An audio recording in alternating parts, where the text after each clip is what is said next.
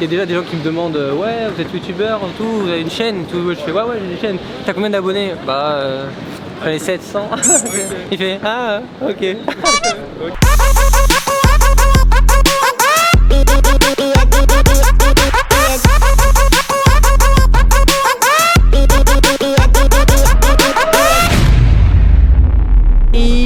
What's up Riders, c'est Romain et on se retrouve pour une nouvelle vidéo. Aujourd'hui ça va déchirer, on est en formation avec mon ami Lucas qui me rejoint, fidèle d'ici. Formation à Antibes où on m'a appelé venir former une équipe vidéo. Donc ça va être le week-end entier, ça va être lourd, ça va être frais, ça va être dynamique et très créatif surtout. Alors ces derniers temps c'était très intense, j'ai eu pas mal de voyages, j'étais à Abidjan il y a quelques semaines en Côte d'Ivoire. Juste avant j'étais dans les Caraïbes en croisière, une petite tournée. J'ai essayé de vlogger mais sur un bateau de croisière il n'y a pas grand chose à raconter. Beaucoup de voyages, beaucoup de projets, j'étais avec mon assistant Lucas qui était là, on a réalisé 2 gros spots publicitaires pour l'association chrétienne. Ah, j'ai tellement hâte de vous montrer. Aujourd'hui le but du jeu ça va être de répondre à quelques-unes de vos questions et on va profiter du coup de ce vlog. Si il est possible de répondre à toutes vos questions, il y en a un paquet en rapport avec la vidéo en moins de 3 minutes. Est-ce que tu penses que c'est possible Lucas? Ah, ça va être chaud hein, parce que bon l'embarquement il est bientôt. Là il y en a un paquet, ouais. Dans 3, 2, 1. Ok go. Sandra, des conseils pour une bonne prise de son en extérieur. Une bonne prise de son en extérieur. Ouais. Quand vous allez faire une prise de son en extérieur, vous allez souvent utiliser des micros très directionnels. Ça va être des micros qu'on va fixer au-dessus du réflexe et qui vont permettre de prendre le son de ce qui se passe vraiment devant la caméra. Moi je m'adresse directement à la caméra, j'ai mon micro qui est face à ma bouche, vous le voyez pas et il prend pas ce qu'il y a autour ni ce qu'il y a derrière, il prend uniquement ce qu'il y a devant. Première option. Deuxième option, vous allez utiliser les micro-cravates. Les micro-cravates c'est super parce que ça étouffe complètement le son autour de vous. Ça va prendre juste le son qu'il y a en face de lui, juste au-dessus de votre bouche, c'est directement posé sur le t-shirt. Le seul problème de micro-cravate c'est que c'est esthétiquement moins beau. Troisième option ça va être les micro-perches, donc là il faudra une équipe, c'est plus dans une optique de réalisation au cinéma. Peut-être le perchman, c'est le gars qui va être un peu... Oh voilà, coucou en général c'est moi. Qui fait comme ça. Ouais. Voilà, reste comme ça. Et du coup le gars il va être comme ça et il va avoir le micro qui va prendre juste au-dessus de sa bouche, c'est ce qui se passe dans le cinéma en fait. Ça va permettre d'avoir un très bon son sans que l'on voit le micro-cravate apparaître. Micro-canon à fixer par-dessus le réflexe comme la photo, micro-cravate et micro-perche. Hey, il faut y aller là. Ouais. J'aime trop la technologie. Là maintenant rendez-vous avec le responsable préparation de la formation.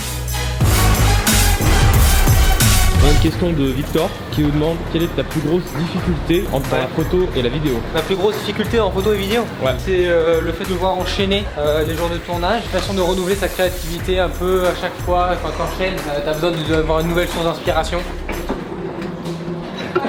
Non, je rigole.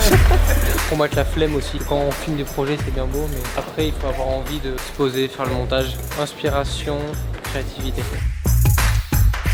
La question de Victor qui me demandait quel est mon objectif préféré pour un shooting photo et vidéo. Sans hésitation, je dirais le 35 mm. Pourquoi le 35? Parce que c'est pas trop zoom, c'est pas trop large non plus, c'est bien pour le portrait. Il a une très bonne luminosité aussi. Il ouvre à 1.4, excellent pour les vidéos. Très bonne luminosité à l'extérieur, très beau flou d'arrière-plan, 35 mm sans hésiter. Clio vide. Voilà, va, c'est bien. Oh, c'est trop chaud. Blaguez ou quoi? Ça va? Bienvenue les gars. Yes. Salut. Ok, on est atterri, on est bon. Avec grosse voiture, t'as capté? Ouais, de ouf.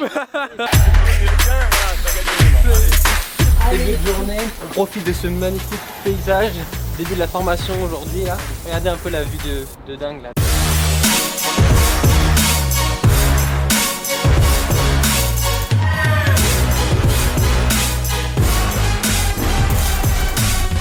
Je prends ma caméra, verrouillée, genou fléchi, les mains ne bougent pas et j'ai mon plan qui est stable.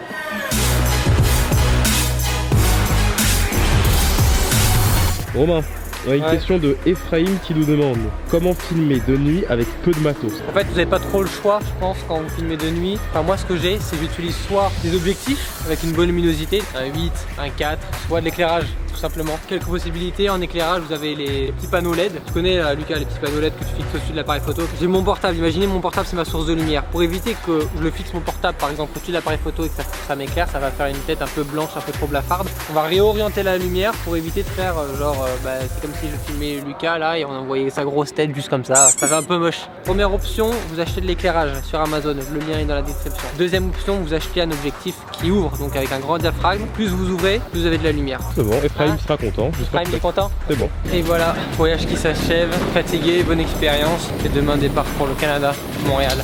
En attendant, nous, on va se revoir très prochainement dans une future vidéo. Chaque question qui a été posée, je vais faire une vidéo pour expliquer la réponse avec mise en pratique. En attendant, si vous avez d'autres questions, n'hésitez pas à écrire ça en commentaire. Abonnez-vous, explosez-moi le pouce bleu. À plus les gens.